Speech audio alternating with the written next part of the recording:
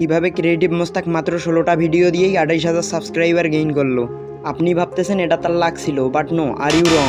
আমি creative মোস্তাকের channel research করে 3টা পাওয়ারফুল স্টেপ বের করেছি, যেগুলো ফলো করলে আপনিও হয়ে উঠবেন দ্বিতীয় মোস্তাক। গ্যারান্টি রাখেন 3য় নাম্বার স্টেপ ছাড়া মোস্তাক এত দ্রুত কখনোই গ্রো করতে পারতো না। Starting with step number 1, present in unique way with best editing. ইউটিউবে ভিডিও ভাইরাল করার জন্য মোস্ট ইম্পর্টেন্ট ভিডিও শুরুর প্রথম 30 সেকেন্ড।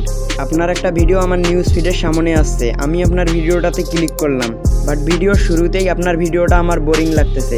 আপনি আমাকে হুক করতে পারেন নাই, আপনি ভালো একটা এডিট করতে পারেন নাই, যার কারণে আমার কাছে ভিডিওটা বোরিং লাগতেছে। ভিডিওর শুরুতেই যদি আমি বোরিং ফিল করি তাহলে আমি পুরো ভিডিওটা দেখব কিভাবে? এই জন্য আপনাকে প্রথম কয়েক সেকেন্ড অডিয়েন্সকে ধরে রাখার জন্য বেস্ট একটা এডিট দিতে হবে, যাতে মানুষ আপনার ভিডিওটা ইগনোর না করতে পারে। শুধু ভিডিও এডিট করলে হবে না, মানুষের দ্বারা আপনার ভিডিওটাতে তো ক্লিক করাইতে হবে, তাই না? এর জন্য প্রয়োজন step number 2, make a professional thumbnail.